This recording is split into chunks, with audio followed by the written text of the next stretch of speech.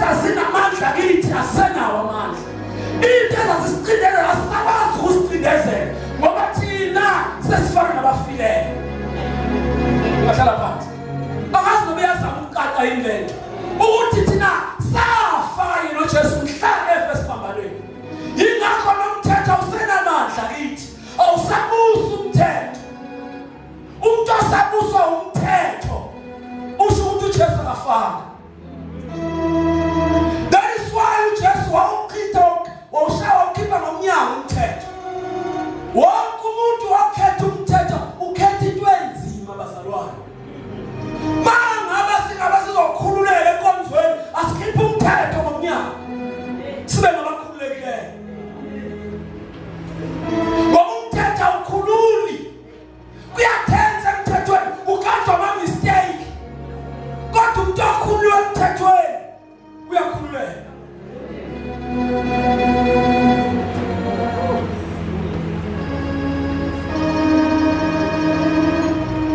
Manje why uJesu efa endaweni yethu?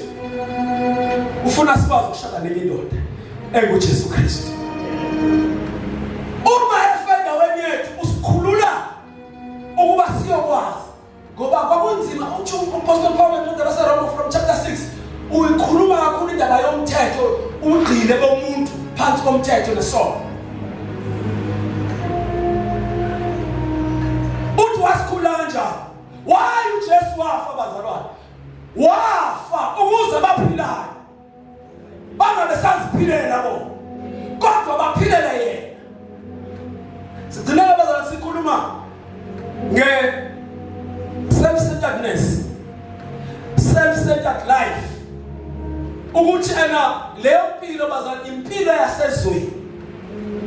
Ukuba ukuphilela uNkulunkulu bazalwane siphile ngoNkulunkulu siphile iyona nto uNkulunkulu ayifunayo ezimpilweni zethu. Ukuthi umuntu ofele akasaziphileli yena kodwa uphilela lo wamfela.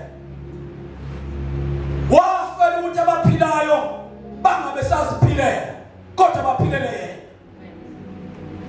Ngiyabona ukuthi yena uma umuntu eKristu isidalwa esisha. Isidalwa esisha sibonakala ngokuthi umuntu angasaphila eziphilela yena nomndeni wakhe kodwa aphilele yena omfela.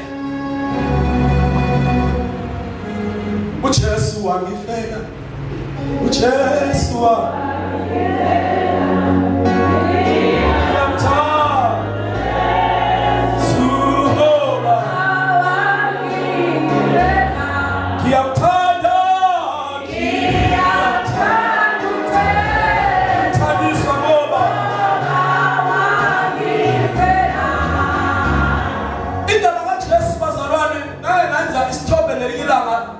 Akukhona la ekhaya ngathi uJesu baza indlela wasithanda ngayo. Mina kade ngihamba ngesitimela ngisuka kaCape Plus ngiyele eDurban Station koBria ngisuka eRinyani ngiye kaCape ngifunda isikole hamba ngesitimela. Uma ngabe usu late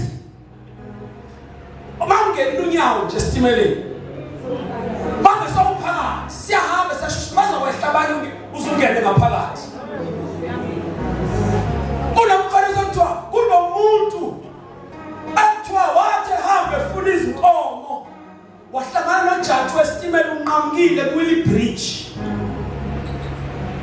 Kuthiwa nomuntu wathi mayibuka kuWilly Bridge wathi kunesitimela esisawunani irobot livulile. Kuthiwa wagijima wafuna indwangu ebomvu ngoba yona indwangu ebomvu esixwayisa igazi likaJesu.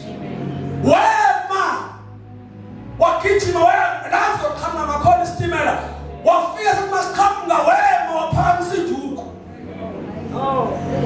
Waphakamisa iduku sazi isitimela sigcwele belengamawindi belengestabheni sathi po. What do you know? No! Wakoma ngaphambi. Say shine istimela sibheke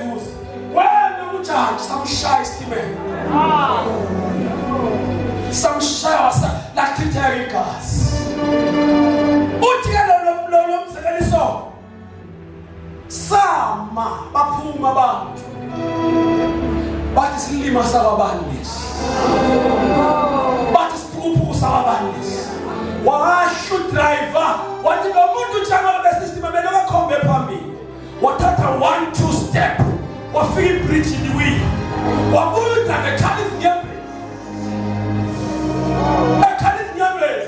wathi lo muntu ufile ngenxa yeni uJesu wenza leyo nto wema ngabe kufanele umuntu wema wasithwala izono zabanini lachitha igazi ngenxa yabanini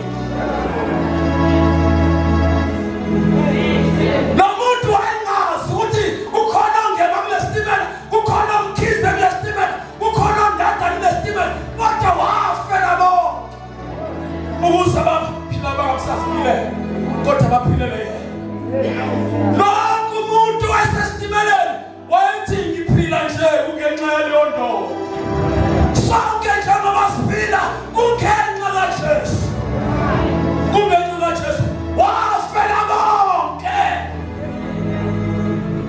umkhona nzuzulu khumalo wafela bonke ukuze baphila bangasaphile kodwa baphilele yena bafela awukhamba ukuthi uziphilele wena kodwa wafela wonke umuntu oziphilelayo ulenza izigazi likaJesu wonke umuntu agazi indaba enkulu embula umpostoli Paul la ukuthi wafela bonke lo bonke uhlanganisa noKhezo lo bonke uhlanganisa noGumede lo bonke nawe sibongaziwa uyahlanganisa ukuze abaphila bangamsaziphilela kodwa baphilele yena owabafelayo. And that is the reason I see and I shout for Jesus. And he lifted me up. And that is the reason and that is the reason.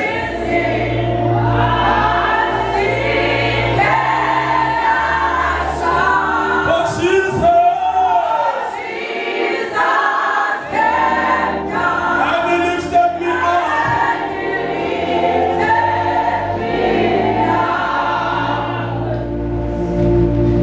Kade ngilalela uMbramula echaza ave ngilalela mina bazana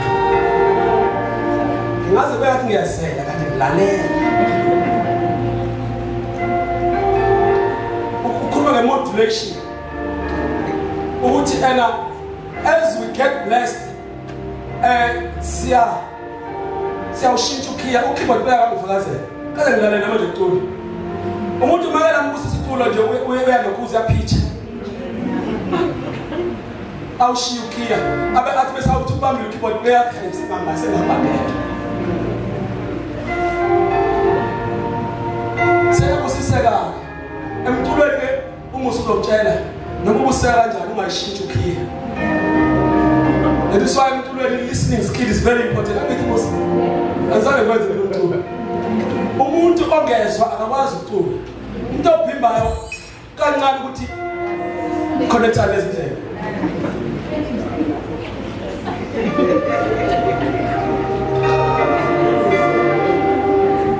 abe ngidlula nje